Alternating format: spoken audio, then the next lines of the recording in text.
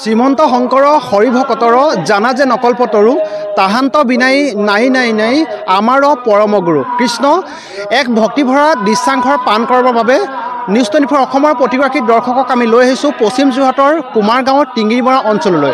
মই আপোনালোকক দৃশ্য এই মুহূৰ্তত দেখুৱাই আছোঁ আৰু ইয়াত টিঙিৰিমৰা কুমাৰগাঁৱৰ নামঘৰত 3 তাৰিখৰ পৰা 10 তাৰিখলৈকে 7 দিনীয়া বৰ্ণাঢ্য কাৰ্যসূচীৰে অবিৰত ভাগৱত পাঠৰ আয়োজন কৰা হৈছে আৰু মোৰ সতীৰ্থৰ যোগেদি মই সামগ্ৰিক দৃশ্যাংশ আপোনালোকক দেখুৱাবলৈ এই মুহূৰ্তত দেখুৱাই আছোঁ আৰু সোমাই হতে আপোনালোকে মুখৰ ভাগৰ যিখন তোৰণ আচলতে অতি আটকধুনীয়াকৈ তোৰণখন সজাই তুলিবলৈ চেষ্টা কৰা হৈছে আৰু এই তোৰণখনৰ ইতিমধ্যে ইয়াৰ যিসকল আচলতে ভকত বৈষ্ণৱ আছে তেওঁলোকে ইতিমধ্যে উল্লেখ কৰিছে যে আচলতে গাঁওখনৰে 2 যুৱকৰ প্ৰচেষ্টাত আচলতে এই মূল তোৰণখন আচলতে নিৰ্মাণ কৰা হৈছে আৰু মই ভিতৰ ভাগলৈ সোমাই যাবলৈ চেষ্টা কৰিম আৰু দেখিবলৈ পোৱা গৈছে ইয়াত আচলতে গোটেই সমগ্ৰ দৃশ্য আচলতে এক ভক্তিভৰা দৃশ্য বুলি ক'ব লাগিব আৰু ভকত বৈষ্ণৱে আচলতে দ্বিতীয় বৈকুণ্ঠপুৰীত পৰিণত হৈছে এই আচলতে টিঙিৰিমৰা কুমাৰগাঁৱৰ যি নামঘৰ আছে সেই নামঘৰৰ সৈতে জড়িত যিসকল বাপ বৈষ্ণৱ আছে মই তেওঁলোকৰ যি দৃশ্যাংশ আপোনালোকক দেখুৱাই আছোঁ আৰু মই ভিতৰলৈ যাবলৈ চেষ্টা কৰিম আৰু ইয়াত দেখিবলৈ পোৱা গৈছে ভগৱানৰ যি 10 অৱতাৰ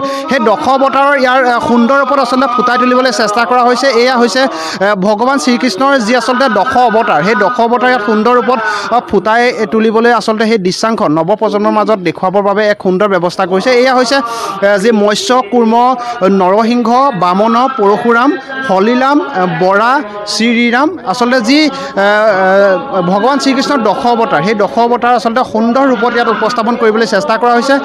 আচলতে এই দৃশ্যাংশ ক'ব লাগিব এক অনন্য আচলতে পদক্ষেপ লৈছে টিঙিৰিমৰা কুমাৰগাঁৱত যি আচলতে অবিৰত ভাগৱত পাঠ হৈছে সেই ভাগৱত পাঠৰ আচলতে এয়া এক আকৰ্ষণীয় দৃশ্যাংশ বুলি ক'ব লাগিব।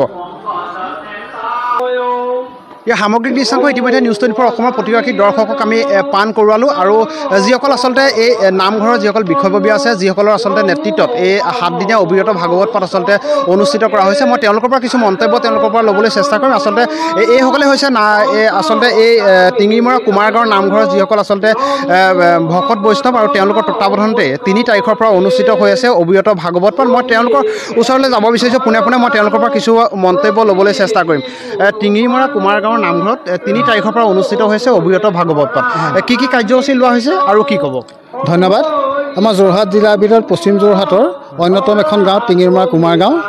আমাৰ এই গাঁওখনত 2000 চনতে আমি অবিৰত ভাগৱত পাঠ 7 দিনীয়াকৈ অনুষ্ঠিত কৰিছিলোঁ। আমি এতিয়া আমাৰ 4ৰ্থবাৰ হ'ল।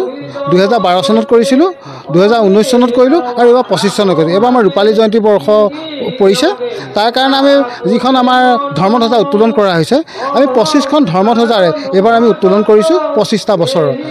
সকলোকে আমি নিমন্ত্ৰণ জনাইছোঁ যে ভাগৱত ভাগিলে আহক।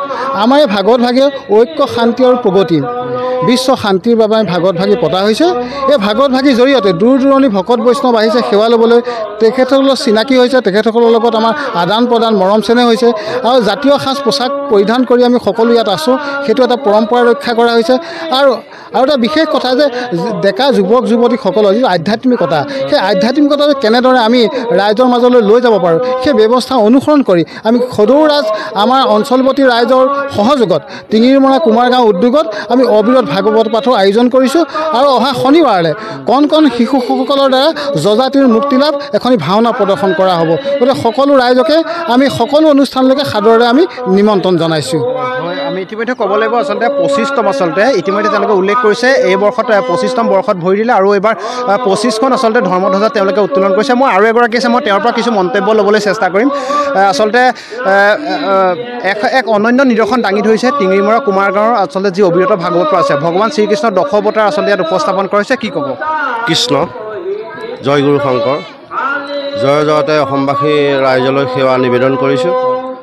ইয়াৰ জৰিয়তে আমি প্ৰতিপন্ন কৰিব বিচাৰিছোঁ যে অসমত হত্যা হিংসা লুণ্ঠন যি মিলাপ্ৰীতি এনাজৰী নথকা হৈ গ'ল। শংকৰ গুৰুৱে যেনেধৰণে সকলো জাতি এক কৰি পেলাই এনাজৰীৰে বান্ধি পেলাই গুৰুজনৰ নীতি আদৰ্শৰ যি ধৰ্মৰ প্ৰতি আগ্ৰহ কৰিছিলে ভকত বৈষ্ণৱক একত্ৰিত কৰিছিলে সেই উদ্দেশ্যে সেই মহান উদ্দেশ্য আমি আগত ৰাখি সকলো অঞ্চলৱতী ৰাইজৰ সহযোগত আমি একত্ৰিত হৈ এই জাতীয় সাজ পোছাক আচলতে বহুত মানুহে পিন্ধিবলৈ পাহৰি গৈছে, লাজো কৰে কিছু লোকে, কিন্তু ইয়াৰ জৰিয়তে আমাৰ শিশুসকল কণ কণ মইনা মইনীসকল সকলোৱে জাতীয় সাজ পোছাক পৰিধান কৰি আহি ধাৰ্মিক এটা বাতাবৰণৰ ইয়াত সৃষ্টি হৈছে আৰু সকলো একত্ৰিত হৈ এই ভাগত ভাগি অনুষ্ঠিত কৰাত সহায় সহযোগ অঞ্চলবাসী ৰাইজে কৰিছে আৰু তাৰ জৰিয়তে আমি দশ অৱতাৰ যিখিনি তেখেতৰ ৰূপ ইয়াত লৈছিলে আবিৰ্ভাৱ যিখিনি কৰিছিলে সেইখিনি আমি দেখুৱাবলৈ অকণমান চেষ্টা কৰিছোঁ। আমি এই সময় ধন্যবাদ জ্ঞাপন কৰিছোঁ। এয়া আছিলে আচলতে মন্তব্য তেওঁলোকৰ যি 7দিনীয়া ভাগৱত পাঠ আচলতে অবিৰত ভাগৱত পাঠ আয়োজন কৰিছে আৰু ইতিমধ্যে আমি উল্লেখ কৰিছোঁ 25তম বৰ্ষত ভৰি দিছে। বিগত 24টা বৰ্ষত অতিক্ৰম কৰি এইবাৰ 25তম বৰ্ষত ভৰি দিছে আৰু পুৱাৰ ভাগতেই দেখিবলৈ পোৱা গৈছে তেওঁলোকে যি 25খন ধৰ্মধ্বজা এই 25খন ধৰ্মধ্বজা উত্তোলন কৰিছে।